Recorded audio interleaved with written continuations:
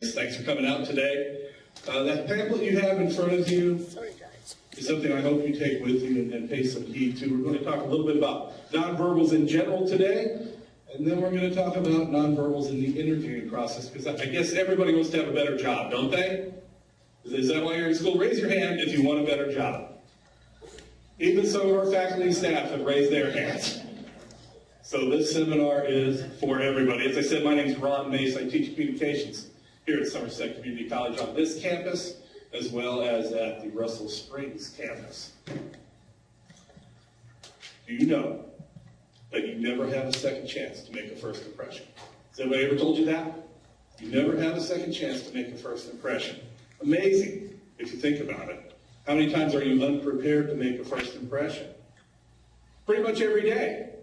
Because you wake up, you do whatever you have to do, you throw on what clothes you have to throw on, and you come to school, and you don't think about meeting people at school, and you don't think, what kind of impression am I going to have on my professors? Ooh, that first impression might hurt your grade. What's one of the biggest things a student can do to have a good impression on a professor? As soon as you walk into the classroom, think about it. Where do you choose to sit? All the way in the back. If you want to make a good first impression on your professor, sit all the way in the front. Honest, they won't bite you. At least as far as I know, they won't bite you. How long do you think it takes to make that first impression? Anybody want to take a guess about that? We have 1:35. Do we have anything else? Anybody else? Come on in, everybody. You have, according to research, about 30 seconds to make an impression on anybody in your life.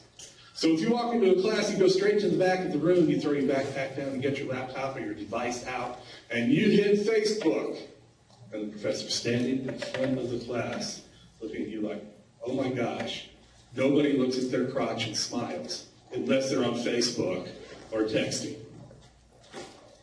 First impression blown, very possibly, right there. We're teachers, but we're human beings as well. So please bear that in mind. Now, by definition, nonverbal communication is the process of communication through sending and receiving wordless, mostly visual cues between people. It's also seen as the non-linguistic transmission of information through visual, auditory, tactile, and kinesthetic channels. Oh my gosh! What a bunch of stuff that is, huh? Let's break that down a little further into less domineering terms. We look at our voice, and you're thinking, how is a voice nonverbal? Well, have you ever met anybody who has one of those types of voices that sounds like 8 or 9 or 10 nails scraping down on a chalkboard until finally you just want to curl up and do a little puddle of goo, and you're not going to learn anything from them because they've chosen to use the wrong voice. One of the options with your voice is highness or lowness of your voice. And how do we find those high and low areas of our voice? Believe it or not, you're born with it. It's called the length of your vocal cords. If you know anybody that can sing 3 or 4 octaves, anybody know anybody like that? Maybe you go to church with them and they just belt it out every Sunday. You think, man, how do they do that? They have unusually long vocal cords. Most of our vocal cords are about that long. That's a normal voice. Then there's these folks who sing really, really well. And there's those guys who are DJs, and they just get bigger and bigger. And those 4 and 5 octave singers that you hear must have vocal cords that go all the way down their throat. Because remember, the longer the vocal cord, the more you can vary your voice. So you really don't have a whole lot of control over that. But what you can control is your pitch, the highness or lowness, your rate, how fast do you speak? Pauses. Pauses. Why do we use pauses? To get people's attention.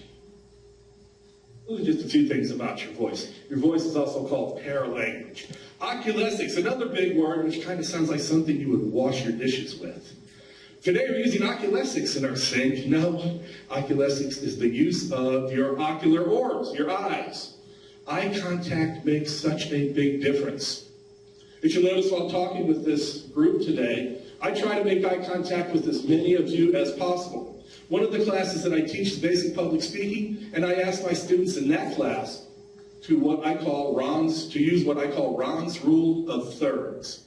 Break your audience into 3 thirds. 1/3, middle third, last third. Make your point to the first third. Make your point to the middle third. Make your point to the third third. Making eye contact with as many people who will look back at you. I see, that's a problem. If you're ugly like me, people don't like to look at you. But you just endeavor to persevere, as they say, and keep on looking. Haptics are gestures, facial expressions, those types of things. You know you can over-gesture. A little bit of gesturing is good. A little bit of palms up, open arm is a good gesture. That means I'm willing to listen to what you're having to say. But then you get into this gesture, which means it's really either darn cold in here, or I'm boring you to death, or I'm getting ready to text somebody because I'm getting ready to stare at my crotch again and smile. Proxemics, physical distance, makes a big, big difference. Here in America, we are very, very proud of our private space. If you go to some other countries, such as Italy, for instance, in Italy, things are so crowded that it's not unusual for people to get jostled walking down the street. Also in Italy, some of the nonverbals that they get away with would not fly here in America. In Italy, if an attractive young lady is walking down the street, she expects to be pinched in certain areas. This is the Italian way of saying, oh my gosh, you're hot. Would that go over in America? No, you'd probably get punched in the face and sent to jail. But different cultures have different nonverbals, and that's why, or at least one of the reasons why, we as Americans are considered the ugly Americans when we travel abroad. We don't bother to look into their other cultures before we go and plant ourselves in them. So you two ladies, if you're walking down the street in Italy and somebody, say, pinched you in an inappropriate place, how would you react? Probably be shocked. Yeah, that's how you can tell Americans in Italy. They're the people walking around with all the shocked looks on their faces. And I'll tell you another little thing about Italy. Be sure you use the restroom at the airport. Public restrooms have no stalls, no doors. All they have is a hole in the ground. And they're all lined up in a row. There is far less body modesty in Italy than there is in America. How'd you like it if you came to campus one day and all the stalls were gone? We'd have to get real friendly with each other, wouldn't we? Chronemics. Our use of time. We use time in many and very varied ways here in our particular culture. Have you ever been waiting for someone, let's say you're waiting to see somebody about a job? And of course you show up 15 minutes ahead of time because that's what the rules tell you to do, right? Show up 15 minutes ahead of time. You check in with the administrative assistant. Hi, I'm Ron Mace. I'm here for an interview. Please have a seat right there, Mr. Mace. We'll be right with you. Look at your watch. Yeah, okay, I'm 15 minutes early. Just enough time to get nervous about this. 15 minutes passes, and you're beyond nervous. Another 5 minutes passes, and you're starting to get a little irritated. Pretty soon a half hour has passed, and you don't care if you get that job or not because your parking meter's run out and you don't want to get a ticket. That's when the door opens, and they say, come on in. We'll be happy to talk to you now. Well, that's the power of time. That's somebody using their power of time over you, making you sweat. Speaking of such things, a little drink of water here, and I have a story for you. Oh, yeah. I had a student give a speech about bottled water the other day. Oh my gosh, it scared me to death. Apparently there's chemicals in it as well as water. Imagine that. Oh my gosh. Almost forgot my story there. Where was I going? What was that all about? Use of time? You know what? I forgot what I was going to talk about, and I didn't make a speaking note about it. Well, that's my bad now, isn't it? Maybe it'll pop up if I think about it. Nope, I'm just wasting your time. Okay, let's move on. If I think of it later, I'm going to pop it back in because it's a pretty good story. I just failed to make note of it. Only a small percentage of our total brain processes verbal communication. As infants, we learn nonverbal communication from social-emotional communication, making our face rather than our words the major organ of communication. As we become verbal communicators, we begin to look at facial expressions, vocal tones, and other nonverbal elements subconsciously. In other words, when you're a baby, you make good face. When you're a baby, what do you have to think about? Eat, sleep, poop, maybe a little gas. Oh, somebody's talking to me, I'm going to smile. Babies have great faces. I'm going to smile when I'm happy, or I might cry because I'm so darn happy. Or I might just cry to keep you awake at night. But it's the only way they have to communicate to you. Don't hold it against the baby. Feed them, change their diaper, burp them, rock them, tell you love them. Put them back to sleep. Go sleep immediately yourself, because you might have 15 minutes. Paul Ekman, a West Coast psychologist, said we all have nonverbal flashes. If somebody does something to you that gives you an emotion, and if you're a type of person who tries to hide those emotions, that was great till Ekman came along. Now, Ekman told us that we have microbursts of emotion that we cannot hide. Well, they're truly microbursts, folks, because they're 1/125th of a second long. How did we even find out about this? Well, remember, film cameras run at 24 frames a second. So if something's 1/125th of a second long, you're not going to see it. But videotape records at 30 frames a second.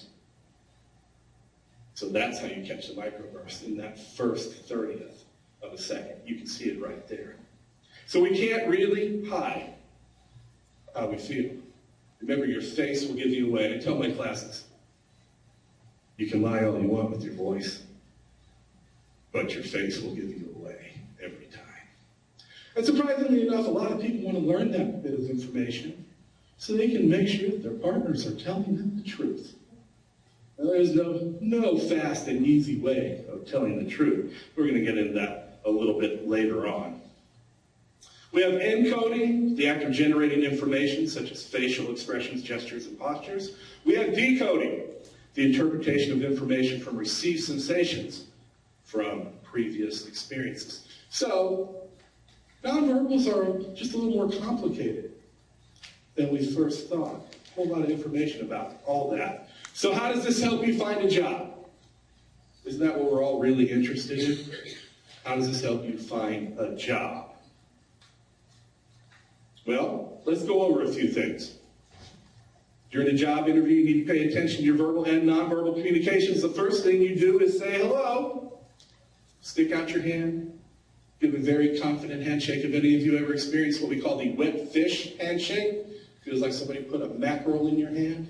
It's cold and it's slimy. It has no muscular to it. Could have been a squid for all we know. Is that a turn-off for you? Who wants to shake hands with a squid? I sure don't. A lot of hands there, too. A little bit too much for me. Establish eye contact when you shake hands. When you shake anybody's hand, establish eye contact. Now, a little story about handshaking. Do you know why we shake hands with our right hands? Because most people on the planet are right-handed. It's a very, very old thing going back to when people, right about the Roman times, when people used to stab each other because they all had little short knives. You shake hands to make sure the other person doesn't have a dagger in it. How creepy is that? But that's why we do it. So, make sure that whoever you're interviewing with does not have a dagger with your name on it. Make some eye contact and act like you're interested. Remember, if you're interviewing in a committee, shake all their hands. Make eye contact with all of them. If you have to use the rule of thirds, go ahead. It makes sense. Physical care and clothing. Make sure you're looking good and clean, smooth, as I used to say. Avoid unpleasant odors, like smoke and sweat. If you smoke, don't smoke on your way to a job interview. Because if you interview with a committee that doesn't smoke, you'll smell like an ashtray. You don't want to go into a job interview acting like you just came out of the gym sweating for 4 hours and then smoked a pack of cigarettes to offset all the work that you just did. Keep it clean. Remember, a good candidate takes good care of himself or herself. Start thinking about what you're going to wear a few days before the interview. We call this your stage outfit. Remember, Shakespeare said, all the world's a stage, and the men and women upon it are but players. In other words, we are constantly in some sort of scenario that is very ethereal and play-like in our realities, especially when you're interviewing for a job. Because what role are you playing? You're playing the role of somebody who wants a job. The interviewers are playing the role of people who may or may not give you a job. So act while you're on that stage. Make sure your hands are clean. Believe it or not, a lot of people don't think about that. Clean your fingernails. Dirty fingernails mean that you work outside. If you're trying to get a job where you wear a suit and a tie, they're not going to want somebody who can hoe 5 rows of potatoes in one afternoon. So let's get that potato dirt out from underneath your fingernails. Your hair is a mess. Well, see, I don't have to deal with that. I really don't. But for those of you who are not follically challenged, I would ask that you celebrate your hair, gentlemen, until it migrates to your back. That's exactly what happened to me. I'm one of those puffy sweater guys. So your stage outfit should accentuate all the good stuff that goes on with you. And also, if you're interviewing for a truck driving position, don't wear a suit and tie. Get out your truck driving stuff. Get out those Carhartt clothes that everybody owns, and a good shirt, a good clean shirt. Now, if you're a truck driver interviewing for an office job, you might want to change that concept. But remember to dress for the job you want, not the job you have. Allow plenty of travel time. You just don't know what's going to happen. Dr. Searcy and Mr. Taylor and I went out to lunch today. I was really hungry. I forgot to eat breakfast. I was living on coffee. I needed to eat. We got, about half a mile from the college? There was a bit of a fender bender out on Monticello Street. And for some reason, the people that had this fender bender, they insisted on keeping their car doors open to block both lanes. We were beginning to think their doors did not work until they closed them and we fought traffic to get around them. You just can't tell what's going to happen. Yesterday morning, I had to drive through the fog to go to Lexington to drop off a piece of equipment. I left Somerset at 7:30 in the morning. I got back after 11. It was so foggy, I put a pair of sunglasses on the front of my car and a white cane, and I just felt my way through. I think I topped out at 25 miles an hour on the way up there. You just can't tell what's going to happen. You can have a flat tire. You can see a dog run across the road, and you just have to rescue it. Anything can happen. But remember, plenty of time. Don't smoke. Take a bottle of deodorant, a toothbrush, and a hairbrush if you need one. Or a toothbrush and a Simonized pad in my case, okay? Nobody wants to look like they just came from the gym in an interview situation. Confidence. How important is confidence? Oh my gosh. I'm going to tell a story about Mr. Taylor now. Yeah, here you go. You can find out something about your teacher. I was on Mr. Taylor's interviewing committee, and there were good candidates in that pool. But I knew within how many seconds? About 30 seconds, that James was going to be the new political science teacher here at Somerset Community College. Why? He looked the part. He shined his shoes. And believe it or not, guys, when you interview for a job, one of the first things that somebody looks at is, are your shoes polished? Don't just polish the front. Don't be like Linus and Charlie Brown and not polish the back and don't care what people think when you walk away. Because that's the last thing the interviewer is going to see. Oh, he polished the front of the shoes, but not the back. Yeah, I'm not going to hire that guy. He thinks he's Linus. Be confident. Confidence will get you a long way. With Mr. Taylor, you know what really sold me? Besides his vast knowledge of the political system and the history of the politics around the world, he was calm. All the other candidates were so anxious. They couldn't pull off confidence at all. Mr. Taylor walks in, hi, I'm James Taylor. This is what I am. This is what I know. Glad to be here. And he got the job. We're very happy to have Mr. Taylor as a colleague. Big hand for James, please. So now you know how he got his job. Of course, my check's in the mail, right, Chase? Yeah, there you go. It's a blank check drawn on no account. Remember, don't stare. So now you don't get extra credit for class. It's a reward system, isn't it? Don't stare while you're making eye contact. And I call that the big-eyed fish syndrome. I'm so scared I'm going to stare at you no matter how much it freaks you out. Your eyes are going to get real big. You're not going to know anything about it, but I'm staring because my voice sounds like this. Because I'm just that scared. Oh gosh, I need a job. Please hire me. Give your interviewers the impression, whether it's true or not, the impression that you're alert and interested. How do you do that? You sit up straight. Believe it or not, sitting up straight does wonderful things for your voice, wonderful things for your posture, and wonderful things for your confidence. Don't sit in one position the whole time. You can shift around. Just don't do the old, I'm going to cross my leg and I'm going to kick it back and forth because I drank too much caffeine this morning and I just can't work it out. And oh my God, I'm getting a cramp. What am I going to do now? Be confident. Now, I'm going to stop for the story that I was going to say earlier because I just remembered it. And it kind of fits here. I have a 15-year media background.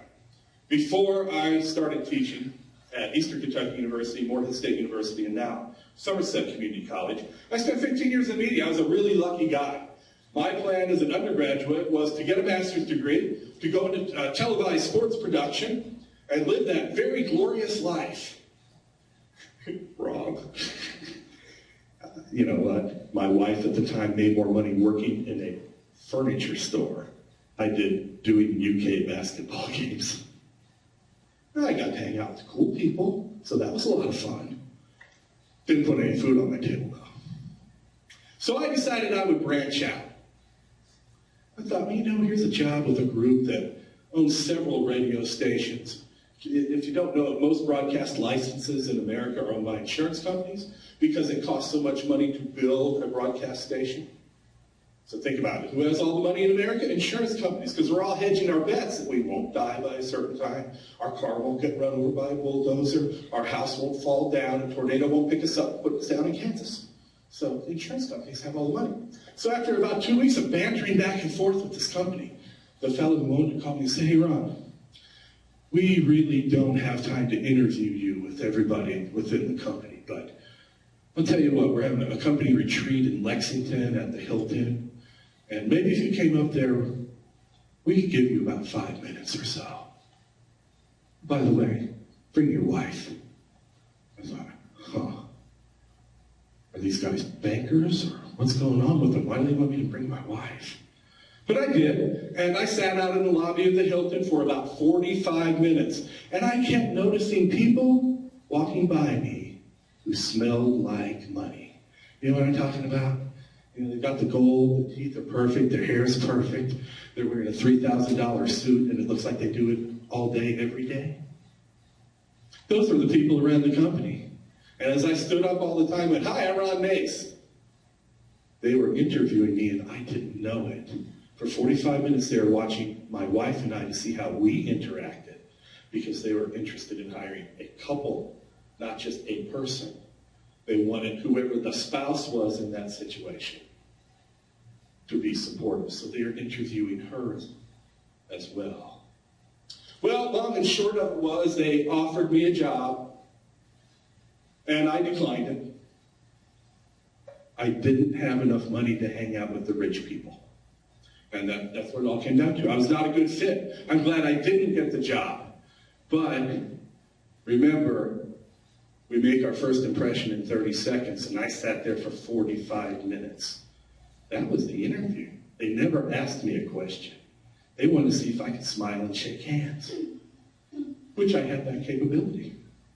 Just didn't want to work for that company.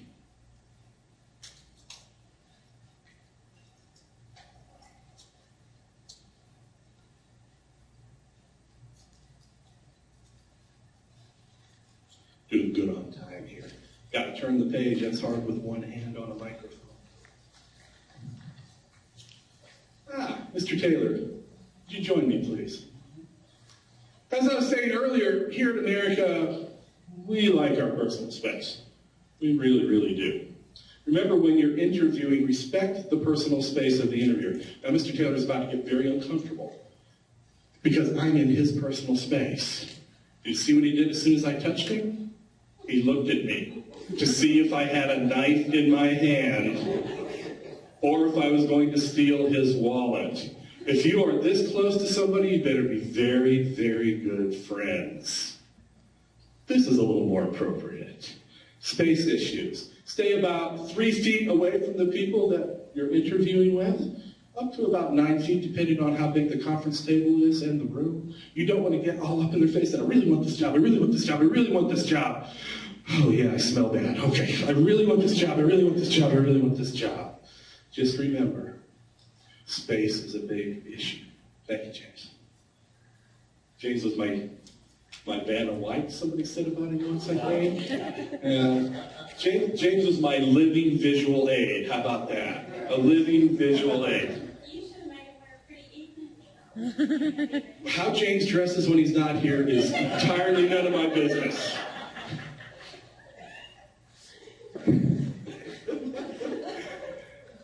Although I do know that he owns a pygmy goat, and sometimes I think he does dress the goat up. That's his business, too. Don't exaggerate. Ensure a balance between subtle movements and stiff posture. Try not to continuously wave your arms and hands during a job interview. Ooh, Mr. Goddard, Mr. Goddard. It was funny on television. It's not funny when you're interviewing somebody. It may be disturbing. Mirroring. Have you heard about this?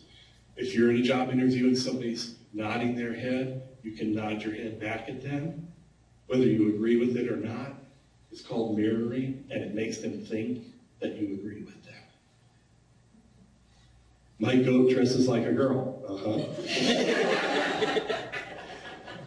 I really want this job, I really want this job, I really want this job.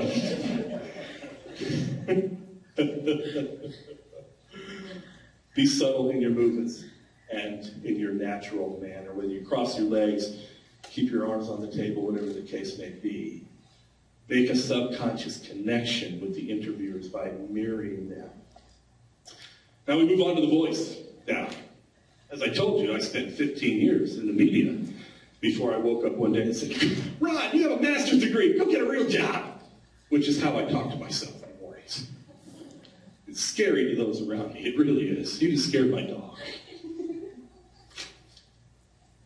My children, and I have 3 of them, a 24-year-old who's an athletic trainer in West Virginia, a 21-year-old son who's still trying to find his way in life, and is a student at Mace Community Technical College, and probably will be a student there until the next time he forgets to go to class. At that point, he'll be a cook at Buffalo Wild Wings the rest of his life, instead of just temporarily like he thought. Good job while you're in college, because everybody needs a job while they're in college. Things cost money, don't they? And I have a 12-year-old daughter, and she's just wonderful because she's blossoming into a young lady. And she has no filters about what she says. Dad, you got fatter. Yeah, I know. Dad, I'm almost as tall as you. Yeah, I know. This is the one that got me. Dad, I asked a boy out at school Friday.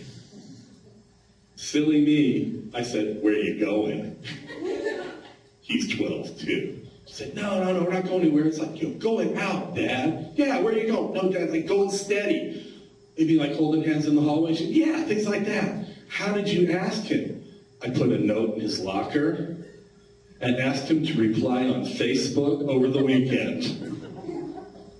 Wow, man. Is that how all the cool kids do that now? But you know what? I say don't exaggerate. She wasn't exaggerating a bit. The entire weekend it was, Dad, can I see your laptop? I need to check my Facebook page. I don't know what his answer was. I'll find that out someday. So my children say I have 3 different voices.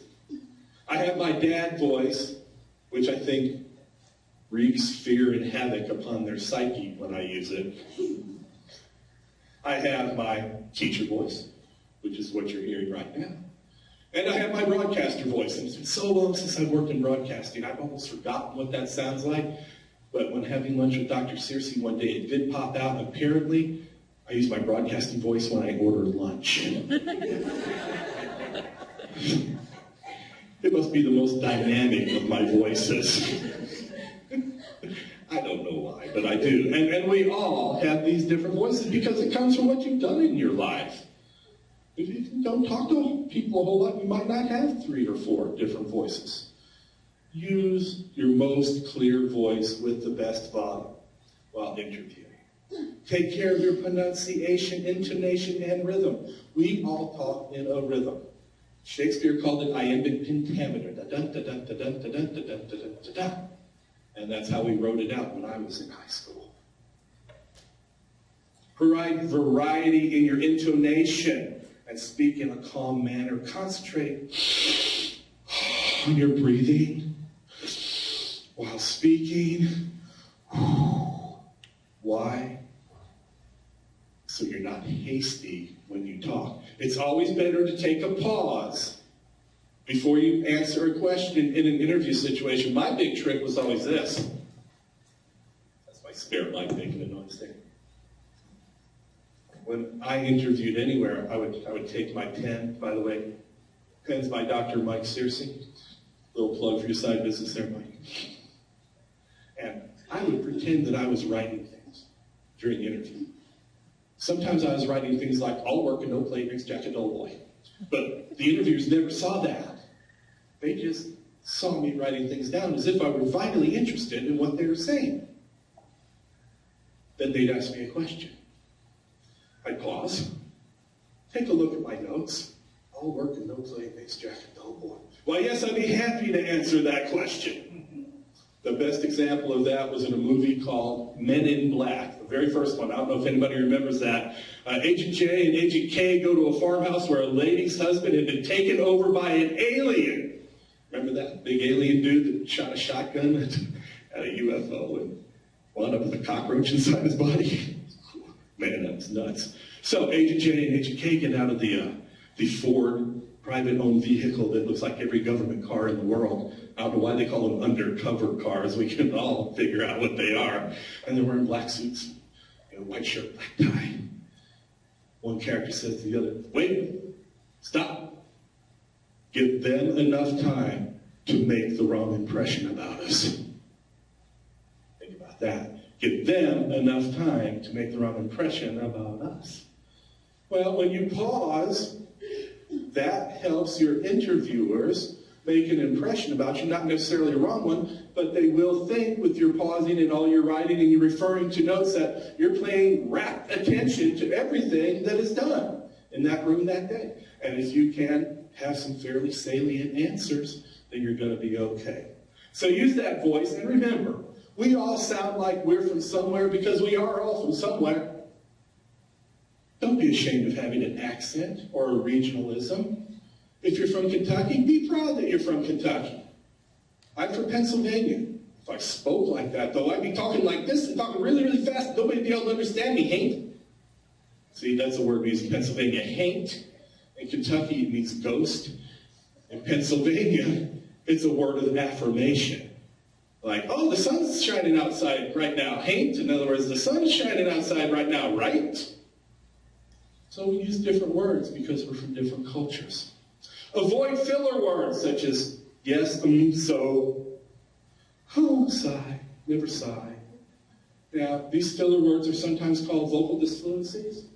And when I teach my public speaking class, if somebody goes, today I'm going to talk to you about my cat Rudy. I got Rudy when Rudy was a kitten. Well, that's about 6 ums right there. They're 4 away from just flunking that entire speech because I give them 10 ums. I have to. It's such a common vocal disfluency. But people in job interviews are not that kind. They hear you say and what they're thinking is, you don't know the answer. Always look on the bright side of life. It's more than just a Monty Python song at the end of Life and Brian. Be positive about telling your story. Remember, they're interested in you. And all lives have stories associated with them. Now, they're not always appropriate for an interview situation. And you know, if I'm getting a drink of water, it's story time again, right? Back in the days when I was working in rock radio, one of the ways that rock radio stations make money is by doing live broadcast remotes. Go on out for another Double Q live broadcast remote this week at Big Alvin Shoes half price. And they're always in a store. Because the idea of this live remote is the advertiser gives a whole bunch of money to a radio station, so a radio station will set up in their store over the weekend for 2 hours so that a DJ can make $200 an hour, opening the microphone 6 times over the 2-hour period, saying, come on down to the Calvin's. Hi, I'm Tony TNT Tilford for Double Q, come see me. And they walk away with their $200. But who said something here? It's called the road crew, and I was in charge of the road crew at a radio station.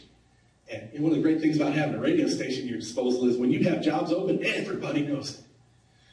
You just go into the production studio, make a little Mission Impossible theme music. Dun, dun, dun, dun, dun, dun, dun, dun. Your mission, should you decide to accept it, dun, dun, dun, dun, dun, dun, is to join the Double Q road crew. Dun, dun. As always, if you're caught, the secretary will disavow any knowledge of your action. And it worked. I had 100 people wanting to work on that road crew. I had 12 positions. 100 people showed up for the interview. I was tired of talking to people by the time it was all over. And I had my 12 people picked out. I was ready. I'd had complaints from the females in the radio station that I never hired any good-looking guys for the road crew. So I picked out 3 dudes that looked just like Ken.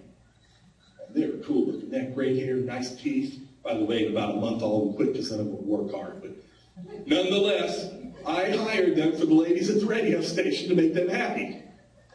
I'm sitting in my office Friday of that week of interviewing people. I'm burned out. I'm so tired. I don't know what I'm thinking. And Dawn, our wonderful receptionist, buzzes in. Hey, Ron. Sounded like that. Hey, Ron, there's one more guy up here that wants to interview with you.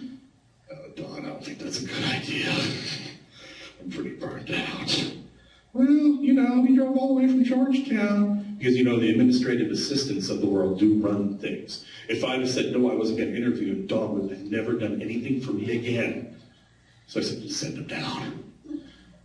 Well, my office was in the basement of the radio station. It had a dirt floor. It used to be a projection booth for a drive-in theater.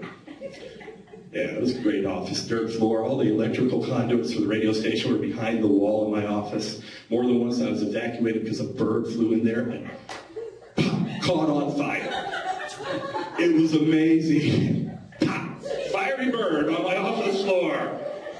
I didn't know who I made angry. So, you know, environment means a lot to nonverbal communication. I asked this fellow to come in and interview me in an office with a dirt floor with dead frying birds all over the place. It was long before Angry Birds. And he walks in and, you know, he does not follow any of the rules that I'm talking about today. None. He was dirty. He smelled bad. His hair, what he had of it was uncombed because he had one of those kind of fold-over things, you know? That kind of flop. What do they call that? A comb-over? Yeah. I never went for that. I went for the shaved head look instead. He was a little older than me. I think I was 26, and he was probably 35. And when you're 26, 35, it's just as short of death to you. So he looked too old for the job. And we did the typical stuff. Please fill out this application. I'll go over it with you when you're done. I want to go home. God, he writes slow. And he smells bad, too. Do I really want to hire this guy? What's for supper? And just, you know, I have one of those types of personalities. Squirrel! And I'm gone. That's all there is to it, man. I just can't concentrate. So he finally gets done, and I said, oh, Mike. Your name's Mike. How are you? I'm Ron Mace. He goes, I'm okay. Way to elaborate, dude. So, I see here that you want to work for us. Why do you want to work for us? For the chicks. Seriously, he said that. For the chicks. I thought, okay, that's strike 2. But I have to finish the interview. And every time you're interviewed, you will hear this question. Have you ever been convicted of a felony? And he looked right at me and said, convicted? And I thought, I've got to hear the rest of this story. I have no idea if I'm going to hire this guy, but I've got 15 minutes of my life that I'll never get back, so. Convicted? Yeah, Mike, convicted. What happened? And it turns out he had a really good reason for what he did. His wife had died on an operating table due to a lack of proper blood transfusions. She went in for a minor operation and died in a hospital I won't tell you about because that would just scare you and I might get sued by the hospital. And she died. So what did he do? He did what every 30-something-year-old man would do if your wife dies. He got drunk. He got real drunk, and he had to urinate. He probably should not have urinated in the front yard of the police department, though. That was, one of his mistakes right there. Talk about a bad nonverbal. Woo-hoo, man. And when the police came out and said, hey, stop that, he had a nonverbal for them that indicated fertility. He hopped in his van, got on I-75, and drove as fast as he could to Cincinnati, where the Cincinnati police were waiting for him, popped his tires, threw him on the ground, arrested him, put him in jail, charged him with about 8 different things. He went up before the judge. The judge said, why'd you do this? He said, my wife died, there wasn't enough blood. I got angry. Case dismissed. Well, by now I know a little bit more about this Mike fella, don't I? And I understand why he's not the typical interviewee for anything. And the more I find out about him, I find out he's an electronics genius.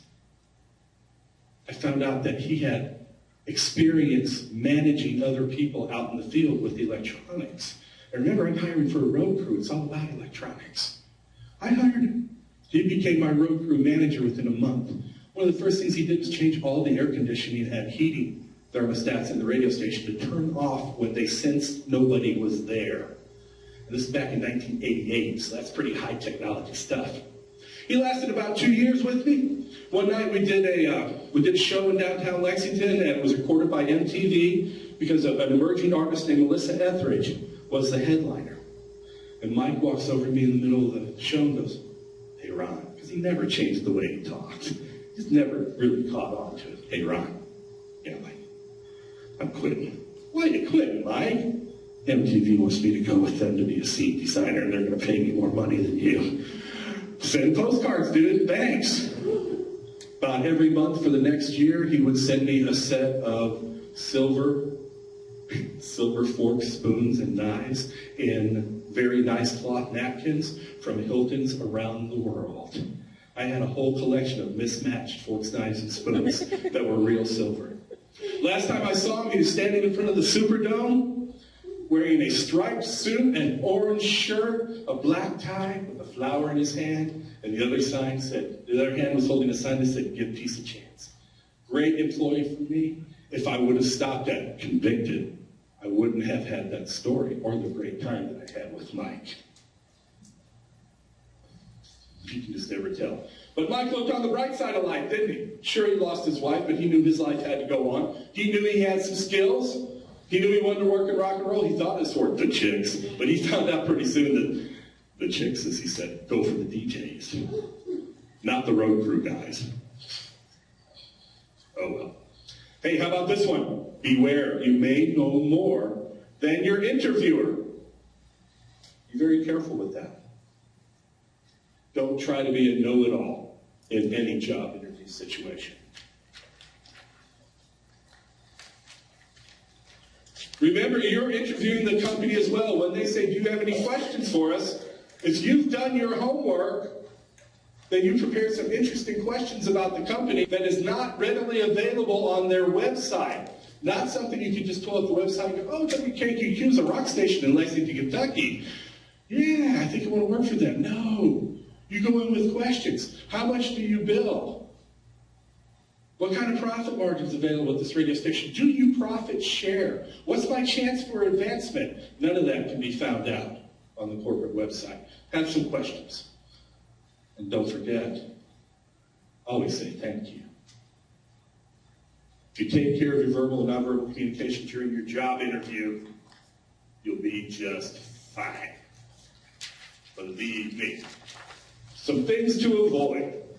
Pardon me. These are all about nonverbals. Don't rub the back of your head or neck.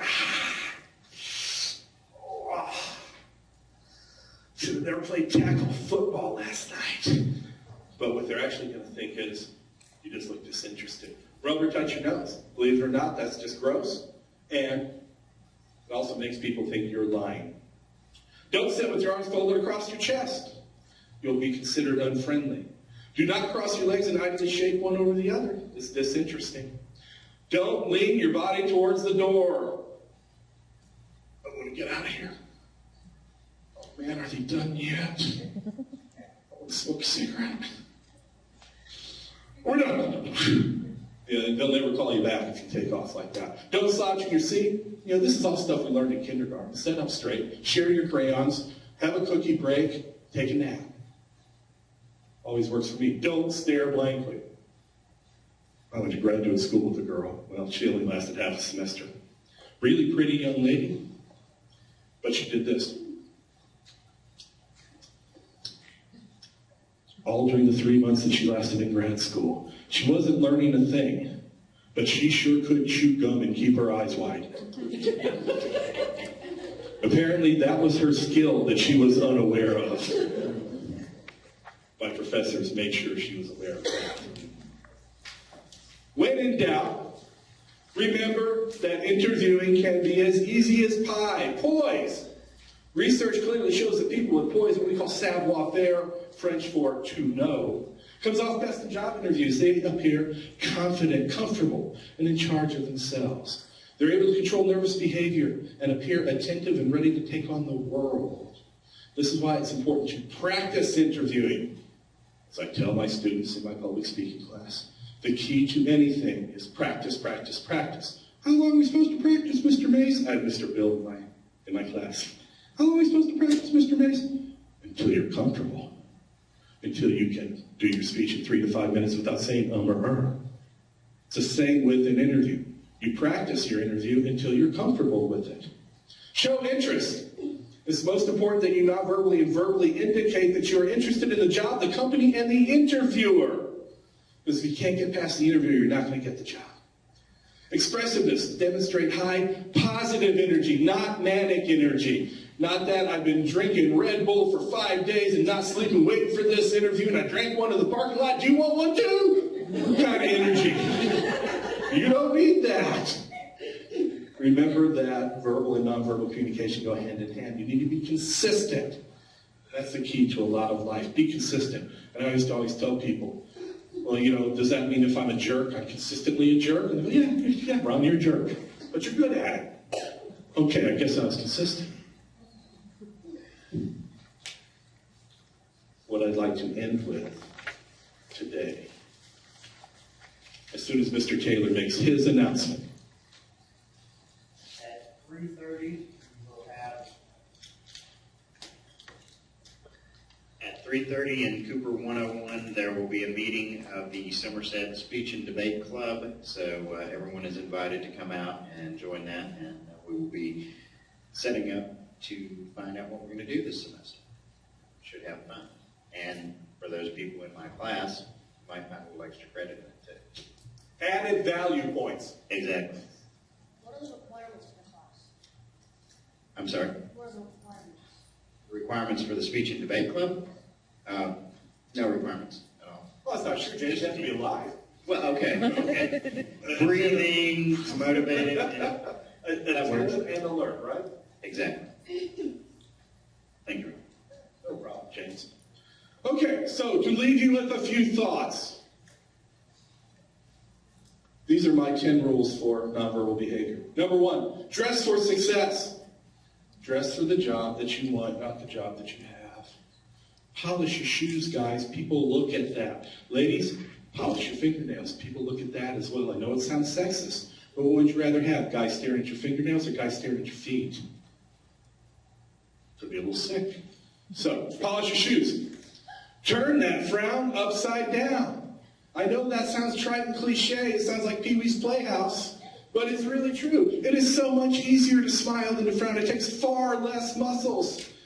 And as a friend of mine, a bluegrass musician, used to say, smile. The sunshine's good for your teeth. So I'll keep saying that. Make eye contact when speaking to people, whether it's that state trooper who pulls you over and says, "Sir, have you been drinking?" Or a job interview. Look at them. A trooper wants to see your eyes anyway. It's the first thing he's going to shine the flashlight in, so just get it over with. Keep an open posture. Remember, when your arms are spread like this, you're open. People will talk to you. When you keep your arms like this, you're either really, really cold, or you just don't care. Don't worry, be happy, another trite one, but very true. Happy people learn more and get farther in life.